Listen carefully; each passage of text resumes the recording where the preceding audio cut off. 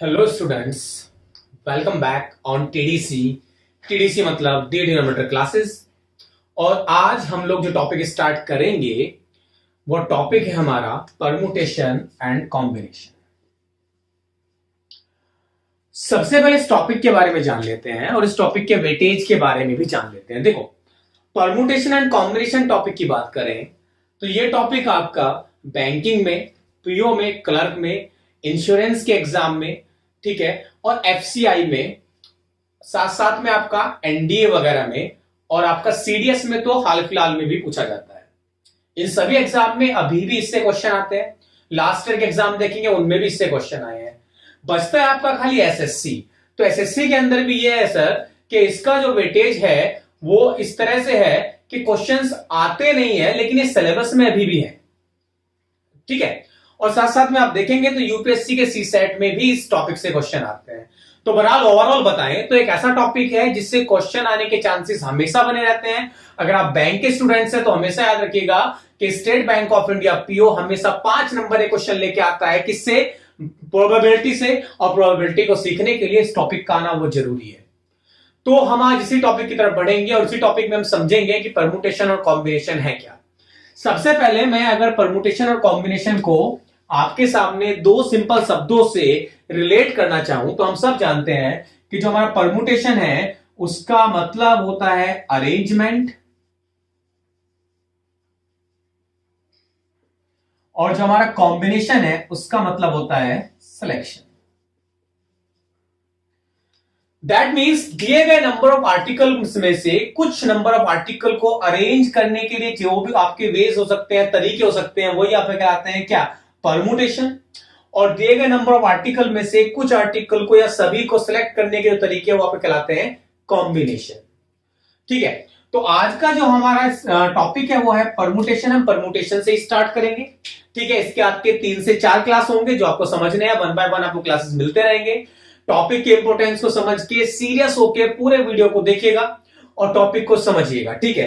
क्योंकि ये टॉपिक याद रखना बहुत कंफ्यूजिंग होता है। बहुत से स्टूडेंट्स को आता है लेकिन फिर भी नहीं आता है। यानी कि मैं ये कहना चाह रहा हूं कि बहुत से स्टूडेंट्स को आता तो जरूर है लेकिन फिर भी एग्जाम में गलत कराते हैं। और उसका रीजन होता है चीजों को रटना, कई बार समझना नहीं, ठीक है। तो टॉपिक की बात करें तो हम पहला हिस्सा पढ़ेंगे परमुटेशन। और परमुटेशन है क्या? चलिए, तो मैं आपको इसकी डेफिनेशन से भी करेक्ट कर सकता हूं। और इसकी डेफिनेशन है all different ways to arrange given number of article out of given number of article is called permutation. दिए गए नंबर ऑफ आर्टिकल में से जितने भी आर्टिकल को आपको अरेंज करना है वो सारे के सारे तरीके आपको क्या कहलाते हैं? परमुटेशन कहलाते हैं। जैसे कि आपसे ये कहा जाए कि एबीसी ये 3 है, इन तीनों को कितने डिफरेंट तरीके से आप क्या कर सकते हैं? अरेंज कर सकते हैं। तो देखिए, इनके जो डिफरेंट अरेंजमेंट हो सकते हैं वो क्या हो सकते हैं भाई? देखो, पहले प्लेस पर ए है, दूसरे प्लेस पर बी है, तीसरे प्लेस पर सी। अब आप क्या करिए कि फर्स्ट प्लेस पे ए को रखिए लेकिन सेकंड प्लेस पे सी को और थर्ड पे रखिए बी को। तो एक सेकंड अरेंजमेंट बन जाता है। तो ये एक डिफरेंट परमुटेशन है, डिफरेंट अरेंजमेंट है। देन आप क्या करिए, फर्स्ट प्लेस की चॉइस बदलिए, आप बी को लेके आइए और देन रखिए ए और सी। तो ये डिफरेंट अरेंजमेंट है, ये भी आपका काउंट होगा। फिर आप क्या करिए, फर्स्ट प्लेस से बी को रखिए लेकिन किसको रखिए? सी को और ए को। देन आप क्या करते हैं, सी के बाद में किसको रखिए? ए और बी को। और देन सी के बाद में किसको रखिए? बी और सी को। तो यही जो आपका तरीका है, यही आपके होते हैं अरेंजमेंट। और इन्हीं अरेंजमेंट को जल्दी से निकालने के लिए हम जिस तरीके को यूज करते हैं वही हमारा परमुटेशन। तो परमुटेशन क्या है? परमुटेशन एक तरीका है जिससे हम क्या करते हैं, जिससे हम कुछ आर्टिकल के या सभी के नंबर ऑफ अरेंजमेंट को काउंट करते हैं, डिफरेंट नंबर ऑफ अरेंजमेंट को। डिफरेंट से मेरा मतलब यह है कि देखो, इनमें कोई भी अरेंजमेंट सेम रिपीट नहीं हुआ है। अगर आप दोबारा एबीसी को लेके आएंगे तो दोनों एबीसी में से केवल किसी एक को ही लेके चलेगा, ठीक है। तो यही है हमारा परमुटेशन। क्या कि एक बार फिर से मैं आपको बता देता हूं डेफिनेशन। तो परमुटेशन की डेफिनेशन है कि दिए गए नंबर ऑफ आर्टिकल में से कुछ को या सभी को जितने डिफरेंट तरीके से आप क्या कर सकते हैं? अरेंज कर सकते हैं, वही अरेंजमेंट आपके क्या कहलाते हैं? परमुटेशन कहलाते हैं। तो होप डेफिनेशन आपको क्लियर हुई होगी। अच्छा, फॉर्मूला लिख लेते हैं। तो अगर हमें क्या करना है, अगर हमें आर आर्टिकल को अरेंज करना है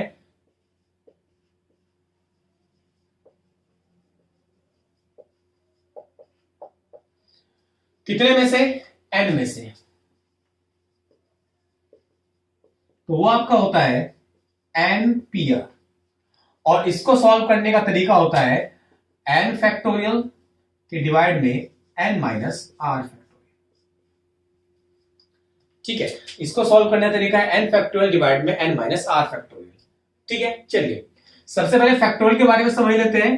फैक्टोरियल यानी कि क्रम गुणित, इसका सीधा तरीका है किसी भी नंबर को एक एक कम करके तब तक मल्टीप्लाई करते जाना जब तक कि 1 ना आ जाए। दैट मीन्स अगर आपके पास में 5 फैक्टोरियल लिखा हुआ है तो इसका मतलब होता है 5 गुना एक कम करते हैं 4 गुना 3 गुना 2 गुना 1।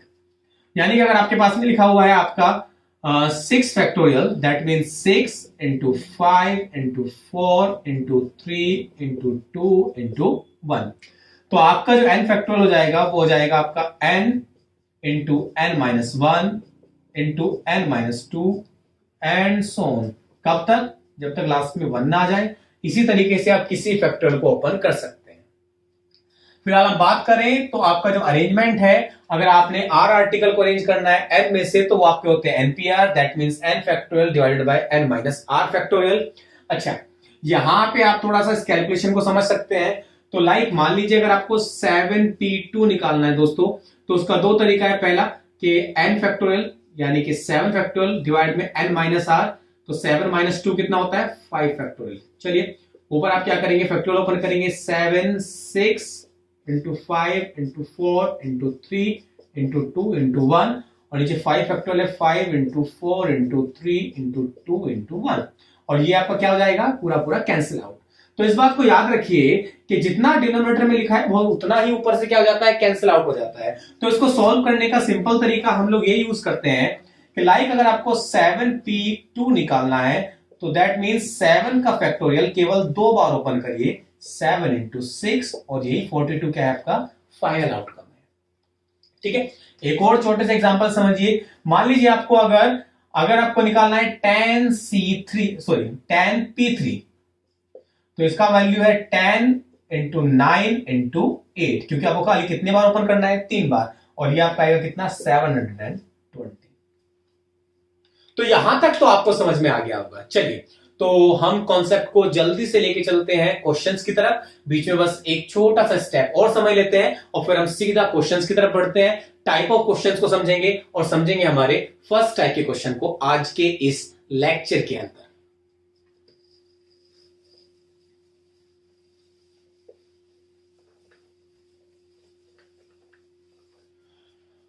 तो दोस्तों अगर हम आपसे बात करें तो कुछ चीजें ऐसी हैं जिनको आप याद रख सकते हैं। वैसे एग्जाम में अगर आप याद नहीं भी रखेंगे तो भी काम बन जाएगा, लेकिन याद रख सकते हो जैसे कि np0 की वैल्यू, np1 की वैल्यू और npn की वैल्यू। देखो np0 की वैल्यू होती है 1, np1 होता है आपका n और npn होता है आपका n फैक्टोरियल।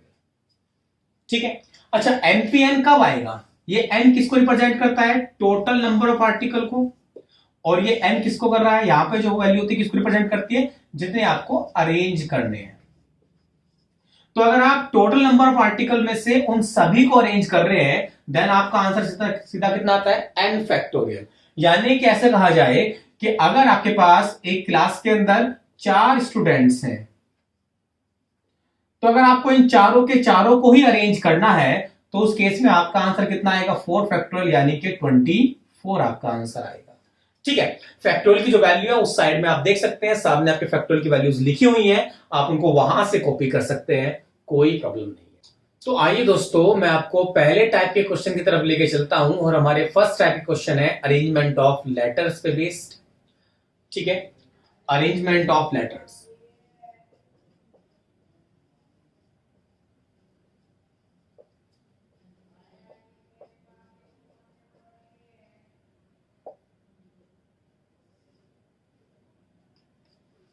यही हमारा फर्स्ट टाइप का कंसेप्ट है। अब अरेंजमेंट ऑफ लेटर्स में है क्या? देखिए हमारे पास में क्या होता है, कोई एक वर्ड होता है, हमें उसके लेटर्स को डिफरेंट तरीके से अरेंज करके जितने भी वर्ड्स बन सकते हैं उसके बारे में बताना होता है, और आगे हमारी कंडीशंस चलती होती है। चलिए मैं आपको पहले ही क्वेश्चन से क्या करता हूं, कनेक्ट करता हूं, और बीच में हम क्या करेंगे हमारी क्रैक्स तो मैं आपको पहले ही क्वेश्चन से क्या करता हूं, कनेक्ट करता हूं, और बीच में हम लोग क्या करेंगे हमारे एक बिल्कुल ही अलग तरीके के कंसेप्ट को भी समझेंगे कि जो मिस्टेक एग्जाम में हमसे हो जाती है वो कहां हो सकती है और हम उनसे कैसे बचेंगे। फिलहाल चलिए हम यहां पर आते हैं। तो अरेंजमेंट ऑफ लेटर से बात करें, मान लीजिए मैं एक छोटा सा क्वेश्चन आपके सामने लेके चलता हूं और क्वेश्चन है कि in how many different ways can the letters of word mother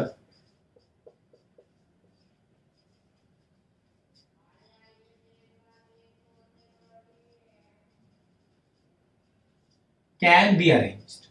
दोस्तों आपके पास वर्ड है मदर और आपके पास इसके अंदर कितने लेटर हैं, 1 2 3 4 5 6। अब आप मुझे बताइए इन 6 में से कितने लेटर्स को आपने अरेंज करना है। उसने बोल दिया था in how many different ways can the letter of word mothers be arrange. सारे के सारे लेटर्स को अरेंज करने के लिए बोला गया है। अभी आपको स्पेसिफिक जब तक आपको बता नहीं देता है कितने लेटर्स, तो आप सबको ही मान के चलेंगे। तो अगर आपके पास 6 लेटर हैं और इन 6 के 6 को ही अरेंज करना है, यानी कि n टोटल जो आपके पास टोटल ऑब्जेक्ट है कितने हैं, 6। अरेंज कितना करना है, 6। तो आपका आंसर कितना आता है, सीधा 6p6, या जिसको हम बोल सकते हैं सीधा 6 फैक्टोरियल, और उसकी वैल्यू कितनी हो जाती है 720।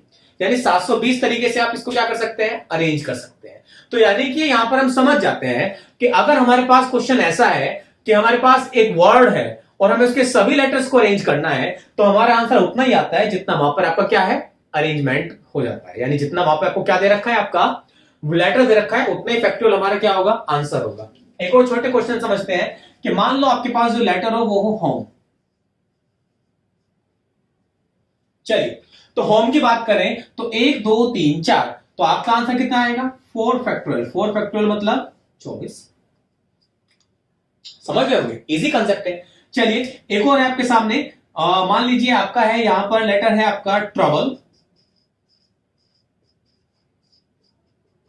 कितने लेटर है, 1 2 3 4 5 6 7, तो आपका आंसर क्या आएगा 7 फैक्टोरियल, यानी कि 5040। तो ये क्या है, ये इनको अरेंज करने के टोटल पॉसिबल अरेंजमेंट है। ठीक है, आइए तो क्वेश्चन में हमारा चेंजेस कब आता है। देखिए ये तो तब हो गया जब टोटल को ही अरेंज करना हो, लेकिन मान लो कि हमें टोटल को नहीं, उसमें से कुछ को करना है। जैसे कि मान लेते हैं क्वेश्चन आपके सामने है और क्वेश्चन है कि इन हाउ मेनी वेज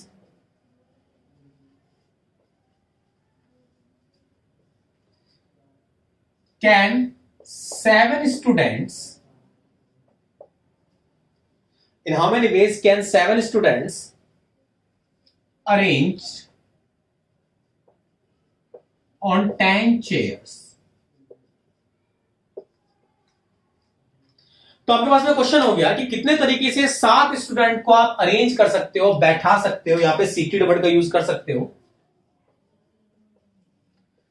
कितने चेयर पर, 10 चेयर पर। अब जरा क्वेश्चन के कॉन्सेप्ट को यहीं से ही समझो, जरा ये जो कॉन्सेप्ट है इसको समझो। क्या आपने सोचा कभी ऐसा पॉसिबल है कि 7 लोग 10 चेयर में बैठ जाए? नहीं। अगर 7 लोग हैं तो 7 ही चेयर पे बैठेंगे। इसका मतलब क्या हुआ, इसका मतलब यह हुआ कि 1 2 3 4 5 6 7 8 9 10, ये जो 10 चेयर आपके पास में है, आपको इनमें से पहले 7 चेयर को सेलेक्ट करना पड़ेगा और 7 पे उन स्टूडेंट को बैठाना पड़ेगा।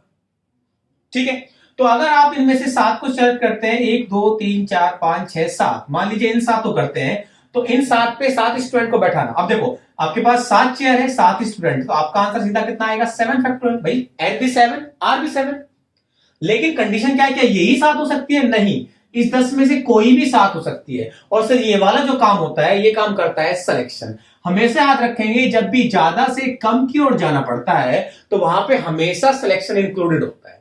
तो सिलेक्शन क्या करेगा, सिलेक्शन आपको उन ऑब्जेक्ट्स को क्या करके देगा, तो आपको चूज करके देगा कि कौन से 7 चेयर है, और फिर आप क्या कर लेंगे, उसके ऊपर उनको बैठा लेंगे। तो आपने क्या किया, सबसे पहले किया 10C7, यानी 10 में से 7 चेयर को क्या किया, चूज किया और इनटू कर दिया फैक्टोरियल 7, यानी उन 7 चेयर के ऊपर आपने क्या कर दिया, उन स्टूडेंट्स को बैठा दिया।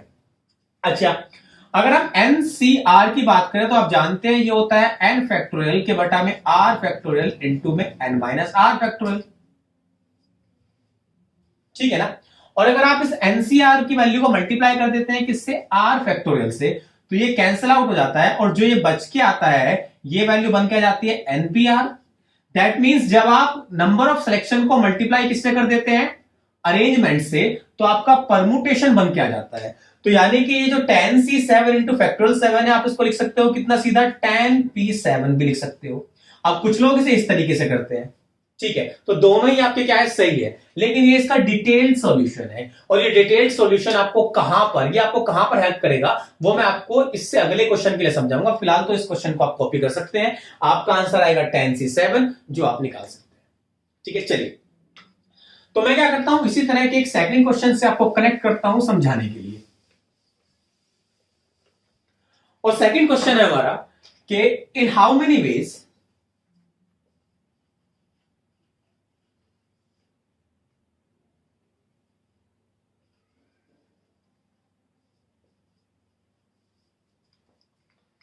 three letters of word trouble be arranged।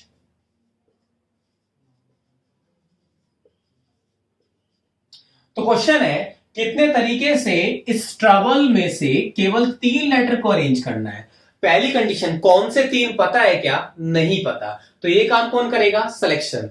तो सबसे पहले आपने काउंट किया 1 2 3 4 5 6 7, यानी 7 लेटर में से 3 को सिलेक्ट करना है। तो आपने लिखा 7C3, देन उसको अरेंज कर दिया फैक्टोरियल 3 करके, ठीक है। और इसको आप लिख सकते हैं कितना, 7P3, और आपका आंसर आता है 7 इंटू 6 इंटू 5, 7P3 ना, तो आपका आंसर आता है कितना, 210। लेकिन मान लो अगर यही क्वेश्चन आपका क्या होता, हाउ मेनी वेज 3 लेटर्स ना होके यहां पे होता फर्स्ट 3, या फिर होता इसकी जगह पे वॉवेल्स। मान लो ये दोनों वर्ड यूज किए जाते, तो उस केस में फर्स्ट 3 का मतलब केवल TRO से है और वॉवेल का मतलब केवल OU और E से है। तो उस केस के अंदर आप 7C3 नहीं कर सकते थे, क्योंकि 7C3 का मतलब है कि उसने कोई भी 3 लिए हैं। अगर आप 7C3 कर देते हैं तो TRO भी आता है, TRU भी होता है, लेकिन जब उसने आपको क्लियर कर दिया कि आपने केवल फर्स्ट 3 को लेके चलना है, तो उस केस में 7C3 ना होके इसके यहां पे खाली कितना बच जाता, 1, यानी कि सिलेक्शन का केवल एक ही चॉइस है, और इनटू में आपका आंसर आता कितना, 3 फैक्टोरियल, और ये आपका आंसर हो जाता कितना, 6। तो उस समय इस क्वेश्चन का आंसर कितना होता, 6 होता। तो होप आप मेरी बात को समझ पाए होंगे। तो परमुटेशन के कांसेप्ट में हम इन्हीं चीजों को ही डिस्कस करेंगे। ये आपका इंट्रोडक्टरी लेक्चर था परमुटेशन का, आपके लेक्चर्स को आप लोग देखते रहिएगा, ठीक है, उनमें हम परमुटेशन को डिटेल में क्या करेंगे, डिस्कस करेंगे। तो गाइस मिलते हैं आपसे नेक्स्ट लेक्चर्स के अंदर, तब तक के लिए बाय बाय। अपने दोस्तों को जरूर बोलें, शेयर करें आप भी, और उनको भी बोले कि वो सब्सक्राइब करें और उसको आगे शेयर करें। तो वीडियो को देखते रहिए, तब तक के लिए thank you, bye bye, take care.